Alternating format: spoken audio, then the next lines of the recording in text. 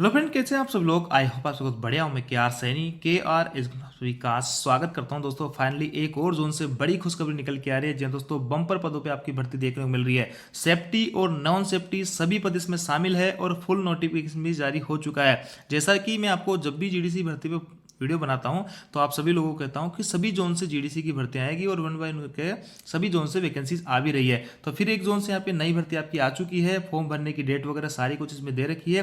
बात करेंगे किन किन पदों पे भर्ती आई है, साथ ही अगली भर्ती किस जोन से आपको देखने को मिलने वाली है। इस बार जो भी नोटिफिकेशन यहाँ पे जारी हो रहे हैं उनमें सारी की सारी वैकेंसी जो है कंबाइंड है और उसमें सभी पोस्ट के लिए एक ही आवेदन आपका रहने वाला है और उसमें आपको प्रेफरेंस डालनी होगी। और कोई कोई भाई ऐसा भी होगा जिसके पास में सारी पोस्ट के लिए एलिजिबिलिटी रखते हैं तो सभी पोस्ट के लिए वो आवेदन कर सकते हैं। तो डिटेल से इस वीडियो में बात करने वाले हैं। तो चलिए सबसे पहले जो नोटिफिकेशन जारी हुआ जीडीसी भर्ती का वो देख लेते हैं। दोस्तों कल शाम में मैंने आपको बताया था एनएफआर का जो वैकेंसी ऐड की है 14 पोस्ट उसमें टेक्नीशियन की। तो मैंने आपको बताया था कि जीडीसी की जो भर्तियां हैं इस महीने और अगले महीने में मैक्सिमम जोन से आपकी यहाँ पे नई भर्तियां जारी हो जाएगी। तो देखिए 7/8/2026 कल की डेट में पूर्व तट रेलवे ईस्ट कोस्ट रेलवे से जीडीसी की भर्ती का नोटिफिकेशन जारी कर दिया गया है। जनरल डिपार्टमेंट कॉम्पिटेटिव एग्जाम्स और फिलिंग अप 25% तक जो वैकेंसीज आपकी भर्ती है। और इसमें देखिए सेफ्टी और नॉन सेफ्टी दोनों ही पोस्ट आपको देखने को मिलने वाली है। इसमें फॉर्म भरने की जो तारीख है वो 15 अगस्त 2026 से शुरू होने वाली है और क्लोजिंग जो डेट है वो 14/9/2026 से आपकी क्लोजिंग रहने वाली है। इसमें देखिए वही एम्प्लॉय फॉर्म भर सकते हैं जो यहाँ पे रेगुलर एम्प्लॉय है आपके ईस्ट कोस्ट रेलवे के ईसीओआर के, और आरपीएफ और आरपीएसएफ वाले भाइयों को इसके अंदर मौका नहीं दिया जाएगा। साथ ही दोस्तों यहाँ पे एक चीज़ और लिखी है कि इंक्लूडिंग अर्थ डिवीजन जो है उनको भी यहाँ पे शामिल किया जाएगा। और देखिए इसके अंदर टोटल जो वैकेंसी है 1421 पदों पे भर्ती आपकी होने जा रही है और एक तरीके से बम्पर भर्ती आप इसको मान सकते हैं। बहुत अच्छी खासी भर्ती इस जोन से देखने को मिली है। एनएफआर से वैकेंसी बहुत ही कम यहाँ पे जारी की गई है। सीआर से भी अच्छी खासी वैकेंसी थी आपकी 1500 प्लस वैकेंसी थी और यहाँ भी वही जो आपके 1400-1500 के करीब वैकेंसी देखने को मिल रही है। इसके अंदर देखिए दोस्तों असिस्टेंट लोको पायलट की वैकेंसी है टोटल 1066 और स्टेशन मास्टर की वैकेंसी दूसरे जो जोन है चाहे आपका कोई सा भी जोन हो, जैसे कल मैंने एनएफआर की बात की थी उसके बाद सीआर वहाँ से जो स्टेशन मास्टर की भर्ती या तो कहीं से है ही नहीं या बिल्कुल भी, और या फिर जो एक दो वैकेंसी यहाँ पे देखने को मिली है। लेकिन यहाँ पे ठीक ठाक वैकेंसी 12 पोस्ट देखने को मिली है। इसके अलावा गुड्स ट्रेन मैनेजर जो कि काफ़ी लोगों का सपना होता है वो आई है वैकेंसी बहुत अच्छी खासी 284 पदों पर। जेई की वैकेंसी टोटल 22 पोस्ट आपकी रहने वाली है। टेक्नीशियन की जो है 51 वैकेंसी रहने वाली है। जूनियर कलर कम टाइपिस्ट की 4 पोस्ट है और कमर्शियल कलर कम टिकट कलेक्टर की यहाँ पे 2 पोस्ट रहने वाली है। तो ये दोनों पोस्ट आपकी नॉन सेफ्टी कैटेगरी की है और टेक्नीशियन के अंदर भी कुछ डिपार्टमेंट ऐसे आते हैं, जेई के अंदर भी कुछ डिपार्टमेंट ऐसे आते हैं जो कि नॉन सेफ्टी के अंदर भी आते हैं। बाकी सारी के सारी पोस्टें आपकी सेफ्टी कैटेगरी की है। तो इसमें देखिए दोस्तों यहाँ पे सबसे ज़्यादा जो वैकेंसी आई है वो आई है लोको पायलट की। और जिस भी भाई ने आईटीआई कर रखी है और इसमें या फिर अप्रेंटिसशिप कर रखी है तो आपका लोको पायलट बनना बहुत ही आसान है ग्रुप डी से। इस ईसीओआर की मैं बात कर रहा हूँ, वैकेंसी बहुत अच्छी खासी है। साथ ही मैक्सिमम लोगों का सपना होता है ट्रेन मैनेजर बनने का, तो 300 के आसपास वैकेंसी है। अच्छी खासी वैकेंसी आप इसको मान सकते हो। तो यहाँ पे आप जो भी भाई ईसीओआर से हैं अपनी तैयारी को बेहतर बनाइएगा, जबरदस्त तैयारी कीजिएगा क्योंकि इसके अंदर सभी भाइयों को मौका मिलने वाला है जिनकी भी ज्वाइनिंग हो गई है। तो ऐसे में कंपटीशन इसके अंदर अच्छा खासा रहने वाला है। वहीं वैकेंसी भी बहुत अच्छी शानदार इस बार देखने को मिली है। देखिए सारी कुछ वैकेंसीज है, पोस्ट के पैरामीटर वगैरह मेडिकल स्टैंडर्ड वगैरह एनेक्सर ए और बी में दिए हुए हैं। आगे अगर बात करें तो स्टेप्स ऑफ एग्जाम देखिए यहाँ पे एग्जाम जो है देयर सेल भी computer based test CBT mode पे आपका एग्जाम होने वाला है। और कुछ पोस्ट है जैसे कलरिकल वाले जो पोस्ट है उनका स्किल या टाइपिंग टेस्ट भी आपका होने वाला है। साथ ही स्टेशन मास्टर के लिए आपका साइको का एग्जाम भी पास करना पड़ेगा। कोलेटर आपके जो है यहाँ पे candidates will have to download the E call letter with city and date intimation and travel authority and applicable from the links provided on the official website. Call letter के लिए आपको ऑफिशियल वेबसाइट जो आरआरसी भुवनेश्वर है वहाँ पे आपको अवेलेबल करवा दिया जाएगा जब भी इसका एग्जाम वगैरह होगा। आगे देखिए short listing for various stage, यहाँ पे देखिए 8 गुना जो है कैंडिडेट्स को पास किया जाएगा सीबीएटी के लिए टाइपिंग स्किल टेस्ट के लिए। जैसे स्टेज मास्टर की 12 पोस्ट है तो यहाँ पे 96 लोगों को पास किया जाएगा स्टेज मास्टर के साइको के लिए। फिर वहाँ से 1 बाय 1 के हिसाब से 12 पोस्टों के लिए यहाँ से चुना जाएगा। आगे देखिए आगे लिखा है candidates will be shortlist for documents verification based on their marks and their merit. देखिए यहाँ पे आपके जो मार्क्स आने वाले हैं एग्जाम के अंदर और आप साथ ही जिनका जो सीबीएटी का एग्जाम होने वाला है क्योंकि स्टेट मास्टर के लिए 70-30 का रेशो होता है तो जिनमें सीबीएटी होता है उनका उस हिसाब से वेटेज बनेगा। और टाइपिंग वाला जो है वो क्वालिफाइंग नेचर का होता है। बाकी आपकी मेरिट जो है सीबीटी एग्जाम के आधार बनेगी। 1/3 की माइनस मार्किंग होने वाली है। और इसमें जो आपका CBAT साइको एग्जाम लगता है स्टेट मास्टर के लिए, उसके लिए कोई भी नो नेगेटिव मार्किंग इसमें रहती है। आगे देखिए दोस्तों, the trade exam group is to be specified candidates, जैसे कि ITI की ट्रेड वगैरह मांगा जाता है, और उस हिसाब से आपके ट्रेड के एग्जाम वगैरह भी लगने वाले हैं, उसके क्वेश्चन पेपर रहेंगे, और भी तमाम तरीके के मिनिमम जो है क्वेश्चन आपको कितने परसेंटेज मार्क्स आपके लाने पड़ेंगे।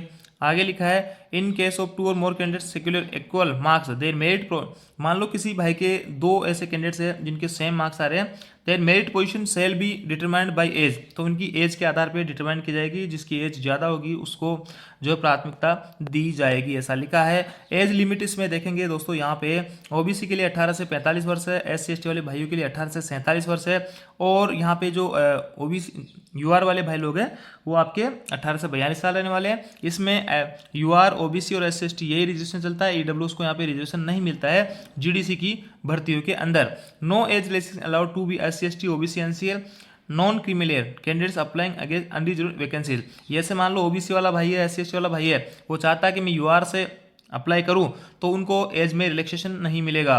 आगे लिखा है candidate should note their the date of birth, आपकी डेट ऑफ बर्थ देखी जाएगी, 10th की मार्कशीट वगैरह है उसके आधार पे आपकी डेट ऑफ बर्थ देखी जाएगी। एजुकेशन क्वालिफिकेशन सभी पोस्टों की अलग अलग है, कुछ भाइयों के पास में एक से अधिक जो है पोस्टों की एजुकेशन क्वालिफिकेशन है, तो एक से अधिक पोस्टों के लिए वो एलिजिबल रहने वाले हैं, उनको फॉर्म भरते टाइम अपनी पोस्टों के प्राथमिकता देनी पड़ेगी। वर्टिकल रिजर्वेशन आपका रहने वाला है एज पर रूल जो भी है, और नॉर्मलाइजेशन मार्क्स भी यहाँ पे रहने वाला है। अगर एक से अधिक शिफ्टों में आपका एग्जाम लगता है तो यहाँ पे कुछ जनरल इंस्ट्रक्शन भी दे रखे हैं, जिनका जैसे कि एग्जाम वगैरह जैसे किसी ने ग्रेजुएशन वगैरह का लास्ट ईयर एग्जाम दिया, उनका अभी तक रिजल्ट जारी नहीं हुआ है, और ये फॉर्म भरने की लास्ट डेट तक उनका रिजल्ट नहीं आता है, तो वो लोग इसमें एलिजिबल नहीं होंगे फॉर्म भरने के लिए। कि दोस्तों फॉर्म भरने से पहले आपको सारे के सारे इंस्ट्रक्शन बहुत अच्छे से पढ़ लेने हैं। देखिए यहाँ पे इसमें लिखा है कि RRC के पास में ये जो राइट रहने वाला है कि कभी वैकेंसी को बढ़ा सकता है, घटा सकता है, कोई भी चेंजेस में कर सकता है। साथ ही आप जब फॉर्म भरो तो उसका प्रिंट आउट निकालना है, कंट्रोलिंग ऑफिसर से फॉलो कराना है, और उसके बाद में आपको जो भी साइट बताई जाए उस पर अपलोड करना है, ये बहुत ही जरूरी है। साथ दोस्तों जैसा कि मैंने आपको बताया कि एक ही फॉर्म आपका यहाँ पे भरने वाला है सारी पोस्टों के लिए, तो इसमें आपको प्रेफरेंस देनी पड़ेगी, और इसमें बहुत ही जरूरी हो जाता है प्रेफरेंस को सोच समझ के आपको भरना पड़ेगा। कुछ साथी ऐसे होंगे जो एक से अधिक पोस्ट के लिए जो है क्वालिफिकेशन रखते होंगे, तो उनको उतनी पोस्ट में मौका मिलने वाला है, तो सभी पोस्ट के लिए एक ही आवेदन आप इसमें रहने वाला है।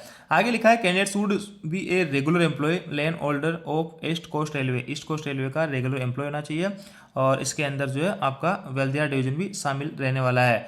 Candidates who resigned or transferred to any other railway from East Coast Railway, जिनका ट्रांसफर हो गया है, जिन्होंने रिजाइन कर दिया, वो भाई लोग इसमें आवेदन नहीं कर पाएंगे।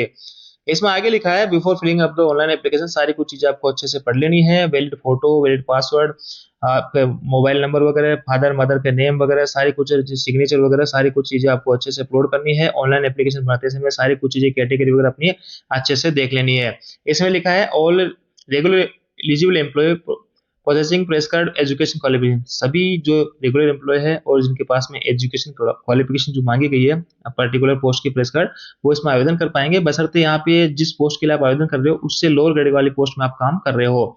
आगे लिखा all regular eligible employee possessing prescribed education qualification for direct recruitment working in same grade, यानी जो आपके डायरेक्ट रिक्रूटमेंट के अंदर क्वालिफिकेशन मांगी जाती है वही क्वालिफिकेशन यहाँ पे मांगी जाती है जीडीसी में। Pay scale for which GDC is being conducted are eligible to appear in selection for GDC from non safety to safety category post as well as safety to safety category post. तो यहाँ पे कहा गया है कि जो है same grade pay भी आप जा सकते हो, किस कौन कौन से में, नॉन सेफ्टी से अगर आप सेफ्टी में जा रहे हो तो, और सेफ्टी टू सेफ्टी जा रहे हो तो भी आप इसमें सेम ग्रेड में फॉर्म भर सकते हो। और इसमें आप जैसे कि कोई सेफ्टी कैटेगरी में काम कर रहा है भाई और नॉन सेफ्टी के पोस्ट पे फॉर्म भरना चाह रहा है सेम लेवल में, तो वो इसमें नहीं भर पाएगा। तो कहने का मतलब जीडीसी में आप सेम ग्रेड पे जा सकते हो। सेम ग्रेड पे जाने की कंडीशन ये है कि आपकी पोस्ट जो वर्तमान में नॉन सेफ्टी में हो तो सेफ्टी के लिए आवेदन कर सकते हो, और सेफ्टी टू सेफ्टी भी आप आवेदन कर सकते हो, और या फिर जो आप लोअर ग्रेड की पोस्ट के लिए आवेदन इसमें कीजिएगा। स्टेप 2 आपको सबमिट ऑनलाइन एप्लीकेशन कैसे करना है वो सारे कुछ इंस्ट्रक्शन इसके अंदर दे रखे हैं। देखिए दोस्तों बहुत इंपॉर्टेंट चीज यहाँ पे निकल के आ रही है, वार्निंग दे रखी है आपको कि आपसे जो एग्जाम हॉल रहेगा वहाँ पे एप्टीट्यूड टेस्ट वगैरह कोई सा भी एग्जाम हो वहाँ से आपको बहुत सारे आपकी hand over the same to the invigilator before और to conclusion of examination candidate writing the self declaration आपको यहाँ पे भरना पड़ेगा, एक पैराग्राफ रहता है एडवांस के अंदर, और सिग्नेचरिंग इन कैपिटल लेटर, देखिए यहाँ पे जो भी भाई लोग कैपिटल लेटर के अंदर साइन करेंगे, हस्ताक्षर करेंगे, उनका एप्लीकेशन रिजेक्ट हो जाएगा, उनका आवेदन रिजेक्ट हो जाएगा, वो सिलेक्शन भी हो जाएगा तो उनको बाहर कर दिया जाएगा। अभी जो ओपन भर्तियां डायरेक्ट रिक्रूटमेंट की, उनमें कई सारे साथियों के साथ में ऐसा हुआ है। तो जो भी भाई ध्यान रखिए, सिग्नेचर कैपिटल लेटर में नहीं करना। जैसे दीपक है किसी का नाम तो DEEPAK यानी कैपिटल लेटर में नहीं करना। रनिंग लेटर में आप कर सकते हो, DEEPAK ऐसे कर सकते हो, या फिर हिंदी में दीपक ऐसे भी लिख सकते हो, तो आपके सिग्नेचर चल जाएंगे। कैपिटल लेटर में सिग्नेचर आपको नहीं करना है। आगे हैं और भी ओरिजिनल डॉक्यूमेंट्स वगैरह सारे कुछ फॉर्मेट में आपको चाहिए होंगे। और यहाँ पे देखिए दोस्तों, आपका लोको पायलट के लिए जो दे रखा है 120 क्वेश्चन रहने वाले हैं 100 मिनट के अंदर, 25-25-25 करके 4 पार्ट में आपका रहने वाला है, और ट्रेड वगैरह सारी कुछ चीज़ें इसमें रहने वाली है। देखिए एग्जाम पैटर्न और सिलेबस पे अपन दूसरे वीडियो में बात करेंगे, वीडियो ऑलरेडी काफ़ी लंबे हो गए। बाकी यहाँ पे इतना ही कहेंगे कि वैकेंसी बहुत अच्छी खासी है, सभी भाई लोग ईस्ट कोस्ट रेलवे जो है रेगुलर एम्प्लॉय वो तैयारी कीजिएगा और अच्छे से सिलेक्शन इसमें लीजिएगा। Thank you.